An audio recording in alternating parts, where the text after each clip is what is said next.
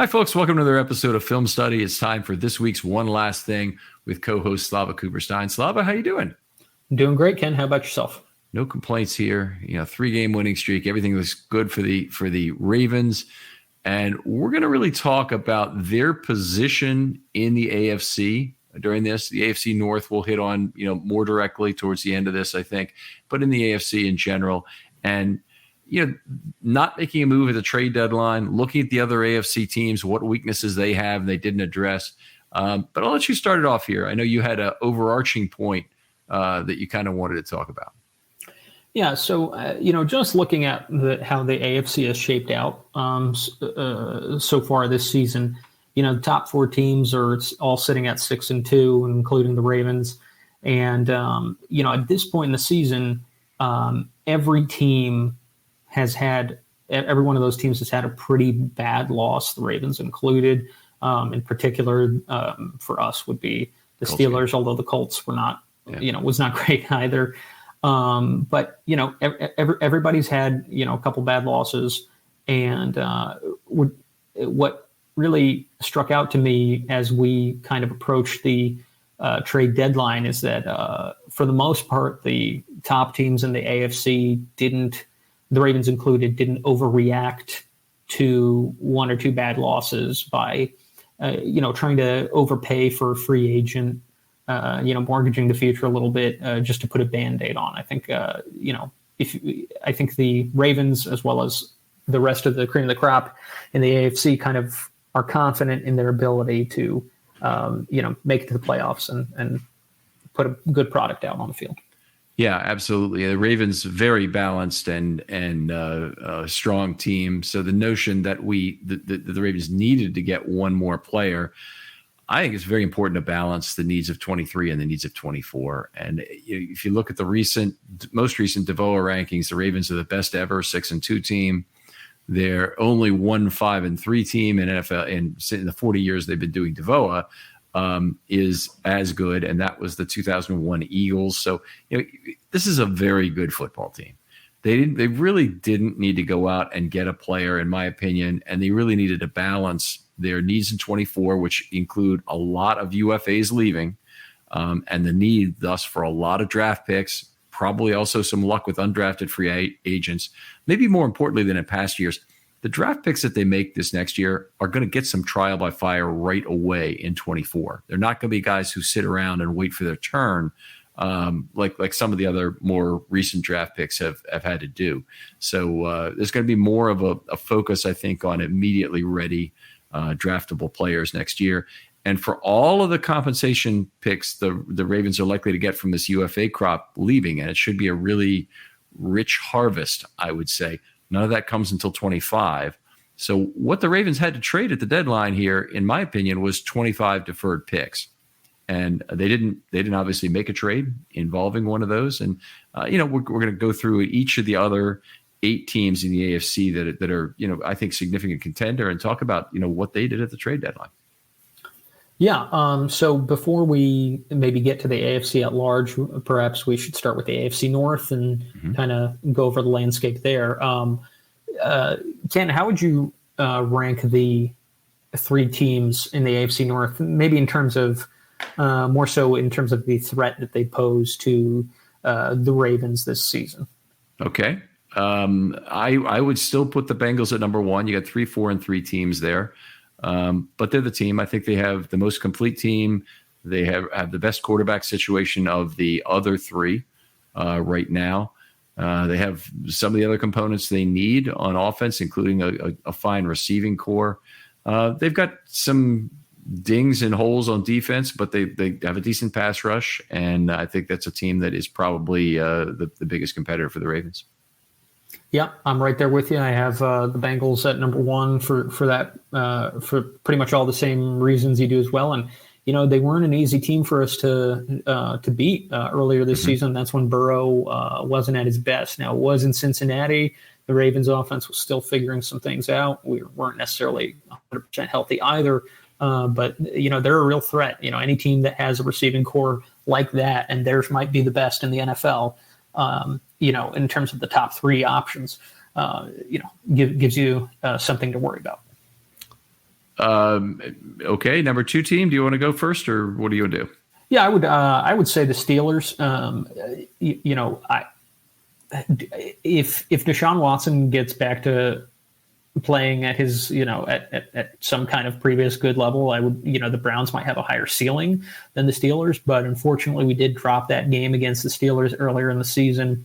So the Steelers have an opportunity to do something that the Bengals and Browns will not, which is to get a season sweep against us. And it's very hard to win your division against an opponent that swept you. It's not impossible, of course, but that does just kind of add a little bit of jeopardy to it. They've played the Ravens very well in recent years. They've really overachieved. In my view, there's been a talent imbalance in our favor over recent years, but that hasn't been borne out in the win-loss column. So, I think that's a must-win later this season. I would agree. I'm not sure that the Steelers are going to win more than about 9 games, but I think you're right. I think it still ends up being a must-win, probably a litmus test, always a division win, which could be important in terms of winning the division against Cincinnati if Cincinnati wins the second game against the Ravens. So important in a lot of ways. The Steelers don't have everybody healthy. Cameron Hayward's still sitting on the bench, but they've been able to hold it together, missing players like Minka Fitzpatrick for some significant time the last several weeks. And the biggest fear I have, they have the best pass rush, I believe, in the AFC right now in terms of their 2 edge rushers, at least with Watt and Highsmith. But the guy who's really emerging is Joey Porter Jr., and his passer rating against right now is under 10 at 9.8. And the opposing quarterbacks have completed just 3 of 14 passes against him, and that included, of course, the interception in the end zone when Odell Beckham did not probably do everything he might have wanted to do to stop that from happening. That team always scares me a little bit. We always seem to play down to them, or they play up to us, or whatever the situation is, and just a team that I'm concerned about. I would put them behind the Browns in terms of my fears right now. I think they don't have it really figured out on the offensive side of the ball in terms of who they have. They're severely lacking in terms of what weapons they have. Deontay Johnson and George Pickens are pretty good players. They may or may not really have a quarterback who can stay healthy. And Pickett has not been particularly great when he's been in there this year.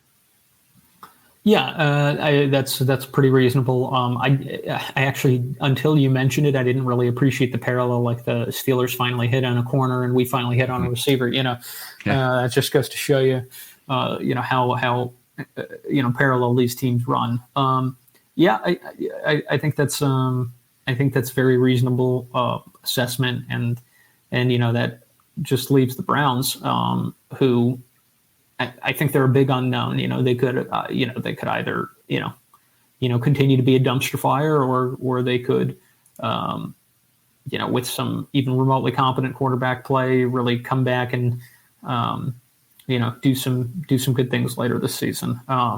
They got rid of Peoples-Jones, didn't they?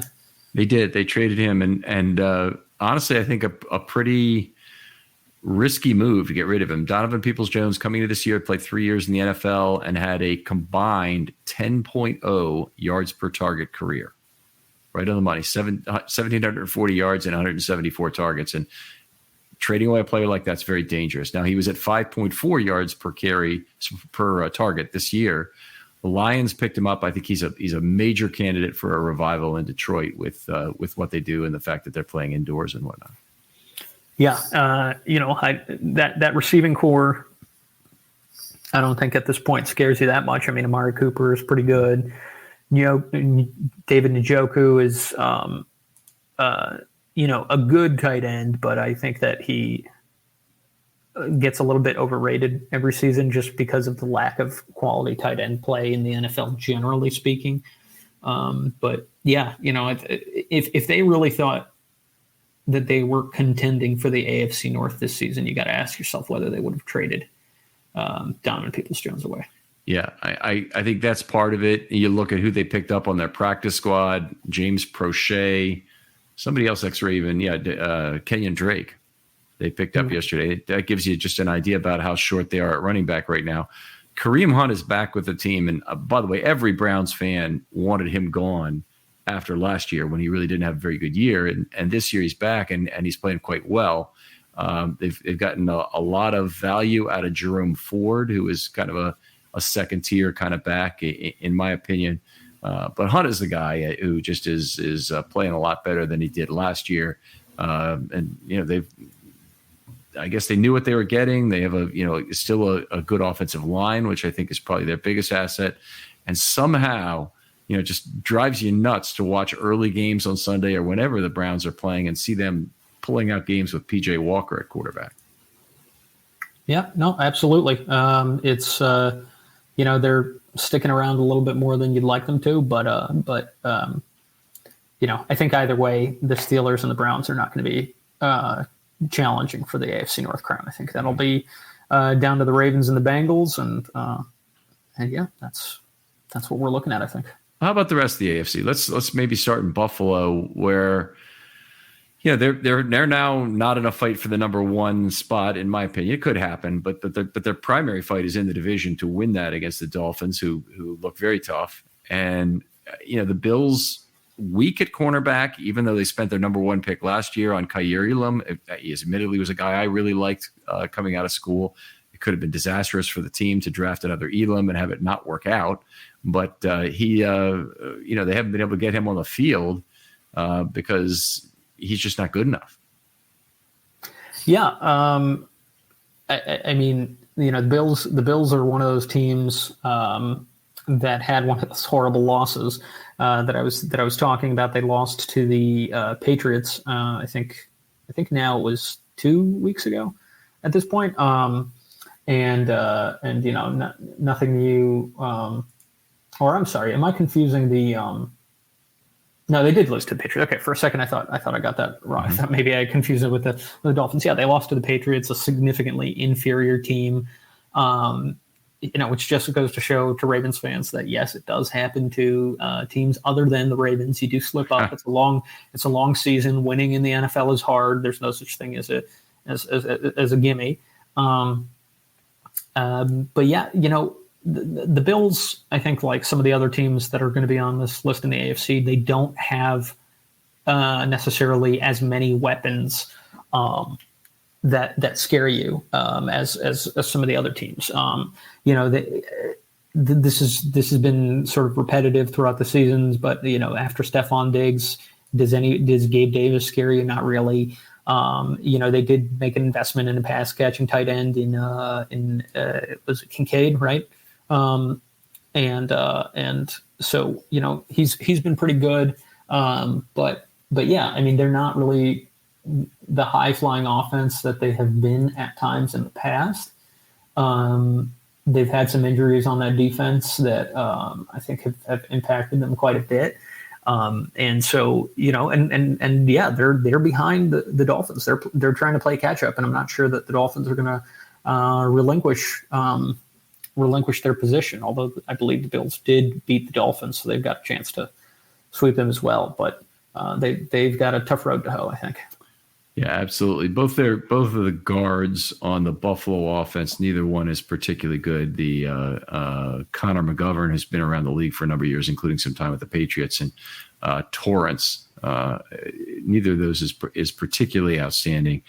They are pretty good at the tackle positions, and Spencer Brown, the Northern Iowa guy from I guess 2 years ago now, is playing pretty well. A developmental tackle who's done some good things. So, every team is a little tenuous at offensive tackle because there's simply no backup talent anywhere. It seems like a tackle in the NFL, size and shape pool is very limited. And the Bills did address their corner issue by getting Russell Douglas from the Packers, if you consider that addressing it. Russell Douglas having a terrible year. He's kind of been in a 3-year period of decline since he got to the Packers. And a guy they picked up as their, I guess, really big deadline move in terms of picking up a player who can help them.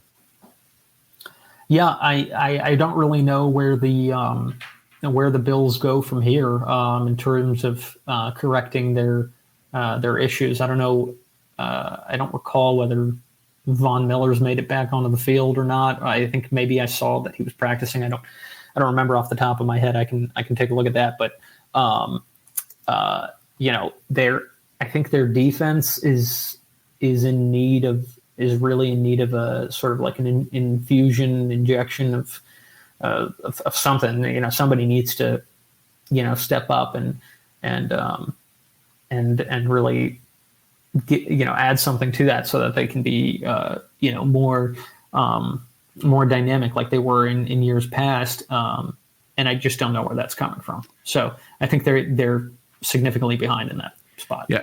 Just to get back to Miller for a second, he's been on the field a little bit the last 4 weeks, and there may have been additional injuries involved because I see against New England he just played a handful of snaps. He's otherwise been in the 20s. Looks like he's on a pitch count and really has not played well. So he's been in there as a situational pass rusher for 61 snaps, has a total of 3 hurries during that time. So that's not what you expect from Von Miller, and not no sacks so far in terms of what he's delivered on. So. I think that the Bills are paying him a lot of money, obviously, and they need that to work out at a better level. And I think that's a great place for the Ravens not to have things work out for the Buffalo Bills. Yeah, no, absolutely. So I guess we can move on to the Chiefs.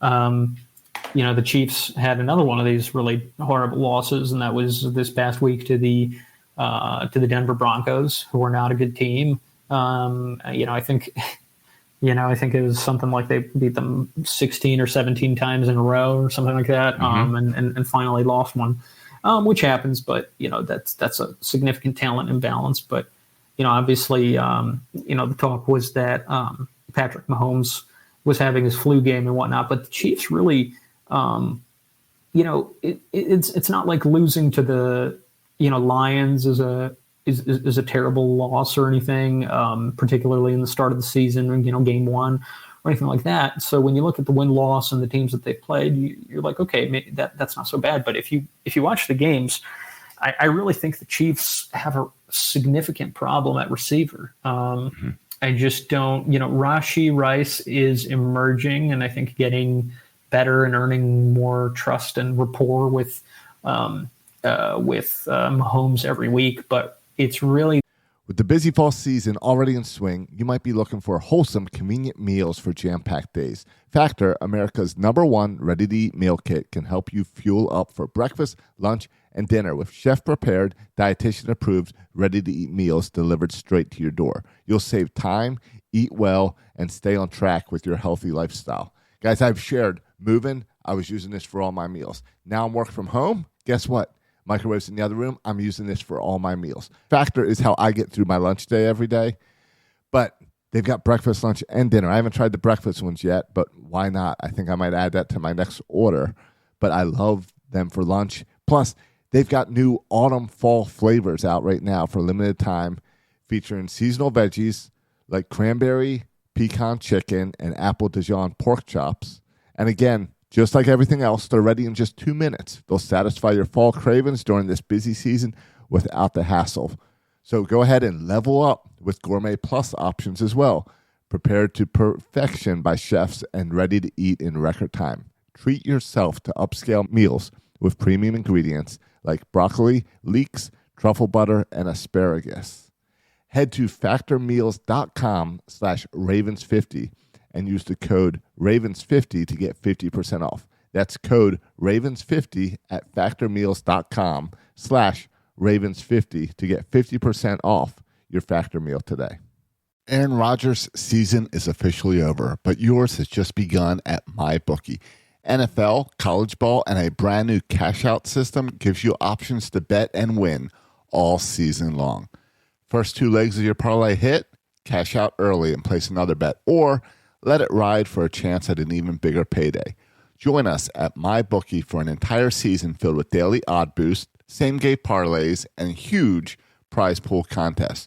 Right now, MyBookie has a no-strings-attached cash bonus that lets you deposit and withdraw quick. Use the promo code RAVENS on your first deposit of $50 or more, and you can receive up to $200 in cash instantly credited to your MyBookie account. That's promo code RAVENS to claim your cash bonus now. You can bet anything, anytime, anywhere, only with MyBookie. The Kelsey and almost no one else show.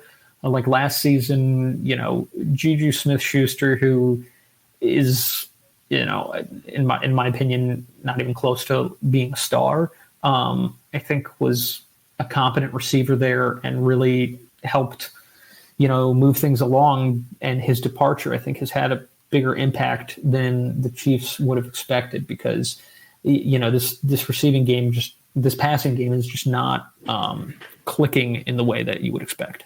Lots of problems at receiver for the Chiefs, and a lot of guys have not done the job, but Mahomes has a way of making almost any receiver have the opportunity to look good. Justin Watson. Okay, Justin Watson. What year is he in even? He's been in the league for 5 years, 3 with Tampa Bay, 2 with Kansas City. He's not a special player by any means now at 28.5. He's certainly not a speed guy. He's a 6'2", 215 wide receiver. He's sitting at 13 yards per target this year. 13 yards per target. Now, it's only 20 targets. That's still very impressive. Rashee Rice, you mentioned him early. He's at 9.5 yards per target. I mean, it's not an insignificant number of yards. He leads their wide receivers with 361, so that's good. Kadarius Toney, on the other hand, is averaging just over 4 yards a target. Despite the fact he's caught 19 out of 26 balls, he really hasn't done anything with that. By the way, I really want to understand how the receiving grades for Justin Watson and Kadarius Toney could be so close on basically a similar number of targets when Kadarius Toney's results are terrible on a per target basis. So and Justin Watson's are excellent. So it's interesting group. Marquez Valdez-Scantling, is he hurt at this point? Because he's got over 10 yards a target as well. Looks like he's playing. I think he's playing. I know Watson had suffered an elbow injury a couple weeks ago, but he is expected to be back shortly if he hasn't made it back. I mean, I think he played against Denver. Yeah. Okay. So because they were concerned, there was talk of elbow dislocation. But yeah, I mean, it's just, I don't know how you would necessarily put it, but like it really seemed that last season that the receiving core was sort of operating on a, yes, nobody's a star or anything like that aside from Kelsey, obviously. Mm-hmm. But they were, it seemed like every game somebody was like the guy for the game, like whether it's, MVS kind of, catching a deep bomb or Juju working it, over the middle. It really seemed like it was a more productive passing offense that defenses really needed to account for, and it just does not seem to be coming that easily for Mahomes and company this season. Right. On the defensive side of the ball, Kansas City is one of the teams that's unexpectedly high in the league in terms of sack production, and they've done it with a similar formula to the Ravens in terms of a spread production from a number of players that certainly aren't all household names at this point, with the exception of Chris Jones, who does, if he doesn't lead them in sacks, he's very close. But they have Dana and Karlaftis and other guys are all contributing a fairly level amount of sacks to that group, and very much a pass rush by committee effect. And Kansas City's defense overall has been quite good. Yeah, no, absolutely. They've been playing quite well, and certainly the return of Chris Jones was a welcome one. They did have to put Nick Bolton on IR, which is a pretty significant injury. I think he was playing very well, sort of emerging as a real star for that defense. But yeah, no, I mean, that's certainly if I'm a Kansas City fan, the defense, I think you'd have to be very happy with how they're performing, particularly in comparison to recent years coming out of Kansas City. Right. All right, well, let's move on. And an interesting team in the AFC that didn't do anything really at the trade deadline is the New York Jets. And there was talk that they might go after a quarterback. The name that kept popping up was Ryan Tannehill. I don't think that the Tennessee Titans have any impetus to keep him at this point. Tennessee may well be going through a rebuilding phase. Even if they can recover to contend this year, I think they'll do it after this first game with Will Levis at quarterback. And whatever backup play they might get from Tannehill, and he could end up being in their starting lineup again if Levis were to falter at this point and he were to get healthy. I think it could happen. But I think also this would have been an ideal time to trade him. And there were three teams out there really desperate for a quarterback. So you had the Minnesota Vikings is coming off the Kirk Cousins injury, the Jets, obviously in their situation, the Atlanta Falcons also, with Desmond Ridder at quarterback, can't be altogether happy with what's happened. There's a division to be won there that nobody seems to want. And it might have been a really good opportunity to trade Tannehill here, get him off the books. There's always cap complications with a player like Tannehill, but Tennessee did have some money to buy additional cap dollars, to buy additional draft picks with, which probably would have been a good move for them. Yeah, I mean, looking at the Jets, you just can't help but think what might have been. Had Aaron Rodgers not gotten injured, that certainly would have been a really interesting three-way battle for the AFC East. But to their credit, they're hanging in there. They're playing solid games. They played the Chiefs very tough. Mm-hmm. That defense is extremely talented from top to bottom.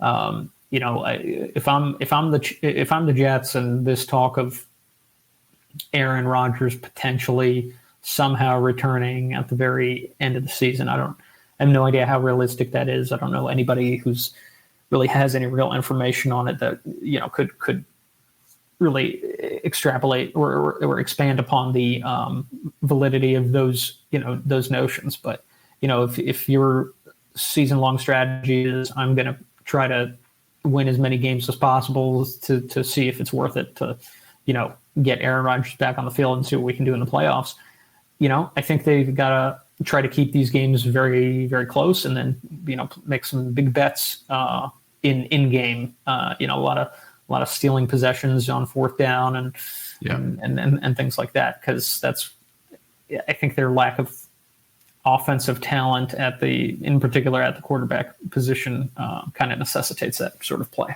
Yeah, they are a team definitely who, when there's winning percentage on the table to be had in any kind of game management decision, probably ought to be going after it. A lot of that is left on the field by coaches across the league, just because analytics hasn't been fully embraced and calculation of win probability is not fully trusted, but also because if you're the better team, you shouldn't make that decision if there's all the high variance. And I've had that come up a number of times on my show, and I don't feel the need to reboot it here, but there are some positive expectation plays which are correctly passed up by good teams. Yeah, absolutely. Then I suppose I'd move on to the Dolphins, which is one of the teams in the AFC that concerns me more than I think almost any other, with the quality and speed that they have on offense. It's just terrifying. And the Dolphins also haven't really had one of these signature bad losses that the rest of the AFC teams seem to have had. They lost at the Bills and they lost at the Eagles, two very respectable teams to go up against. Otherwise, they've throttled the Panthers, throttled the Giants, throttled the Broncos, took care of business against the Pats. I guess if anything, you sort of say, well, the two teams that are any good that they've played, they lost against. But I guess we're going to learn more about the Dolphins when they play the Chiefs on Sunday. I think they smartly didn't make any major moves in free agency.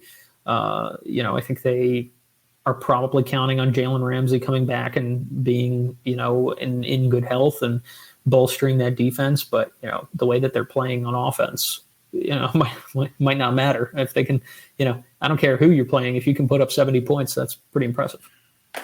Yeah, you've got the right word there. They have absolutely terrifying speed on offense. They're what the Ravens, we would love the Ravens to be if they ever used their speed weapons in the same way. But the Miami completely engages them with Hill and Waddle and A-Chain really leading the way in that group. Raheem Mostert, another big one in terms of enormous speed. But anyway, Hill is at 12.1 yards per target. That's just a insane number at the NFL level, almost never attained. Jalen Waddle at 9.1 right now. Any receiver would be happy with that. And you especially are happy when you get 53 targets at this point in the season. And he did miss time at some point, but I think he was back this last week, if I recall. Maybe he was out this last week. The guy who hasn't been that good, Braxton Berrios, would still be pretty good for other teams, in terms of what he gives you as a possession receiver. So, they've got a very good offense top to bottom. Raheem Mostert and A-Chain are players who run the ball very effectively, and they no matter where you line up against them, if Tua can get the ball to the right player, there's a good chance you're not going to have an answer for the speed they can present to you. Yeah, I mean, Ravens legend Raheem Mostert. He's gonna, it's gonna be a revenge game, right?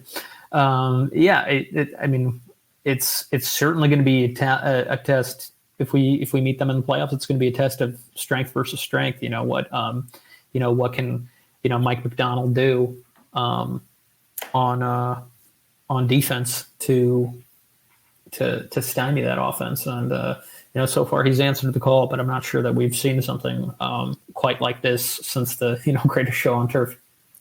Well, let's finish. I had on mind that we would go into the Chargers, but I don't really want to do that. I don't think they've earned the additional playoff consideration, playoff fear consideration, top of the AFC. What did they do? Oh my God, consideration.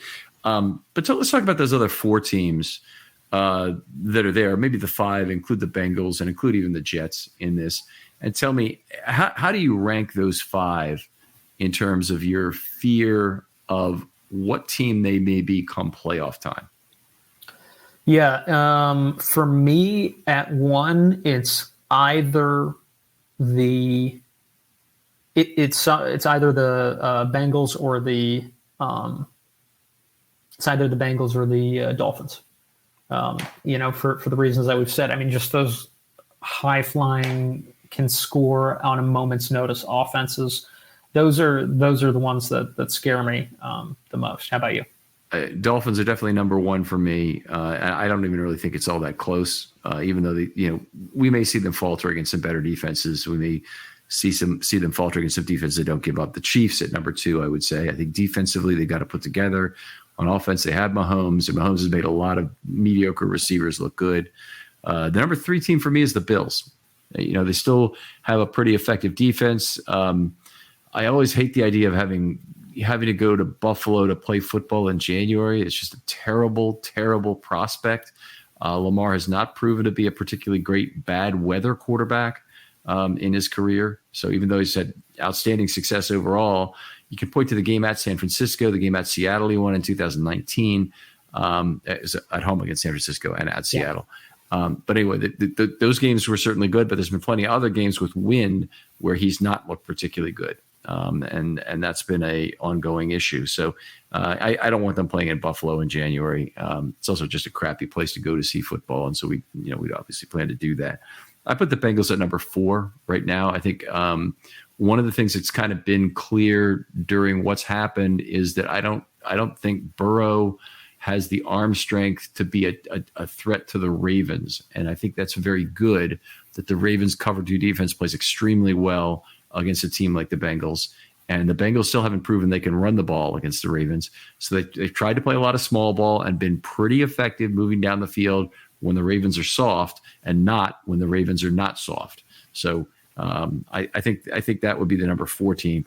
And I would put the Jets at number 5 just because I don't see their quarterback issues getting resolved. I think the Jets can play defensively with the Ravens. Certainly, they're one of the best teams in the league there, but I don't think they can. Their offense would be nearly as good.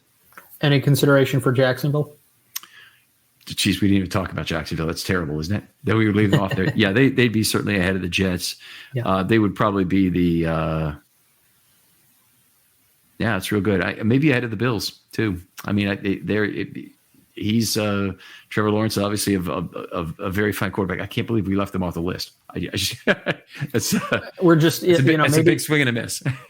That must be a sort of just the vestiges of us being told to build a museum and them getting a franchise before we did. It's funny. I mean, we're going 33 minutes into this episode, and I'm sure there's people listening to this who have been saying, "What about the Jags? What about the Jags? When are you going to get to the Jags?" Yeah, I mean, Trevor Lawrence is playing the best football of his career, and I think he's thrown the ball better than most of the quarterbacks on this list, honestly. Luckily, in my opinion, I don't think anybody's slinging it better than Lamar this season. The results aren't always there for other reasons, not necessarily having to do with Lamar. But Trevor Lawrence is definitely playing well. I think aside from having the Bengals near the top, I think your list and mine are pretty much the same other than that. All right. Always a pleasure to do this show with you, Slava. Tell folks where they can talk football with you online. I'm on Twitter at Slava Cooperstein. That's SLAVAKUPERSTEIN. All right. Outstanding. Other folks out there who want to do a film study short, hit me up. DMs are always open on Twitter. I want to hear from you. If you can, do all the things that you normally do for a YouTube video. Like it, subscribe, particularly if it's a podcast. Want to get more subscribers going on that. If you can, the other thing I'd recommend or I'd ask you to do is either review the thing. A 5-star review is also always welcome. But also, if you know an older person maybe who doesn't really work with podcasts well, but might like this kind of content because they're a hell of a football fan, show them how to get to this on a laptop or on a desktop, where you just go to the website, filmstudybaltimore.com, look at podcasts, click on the podcast. You can listen to it right from there. So even people who aren't used to doing everything on their phone, which is where most people listening to this, obviously, that's a great way for an older person or somebody who's not used to podcasts as much to get the experience. Anyway, for Slava Cooperstein, this is Ken McCusick saying goodbye, and we'll talk to you next week on One Last Thing.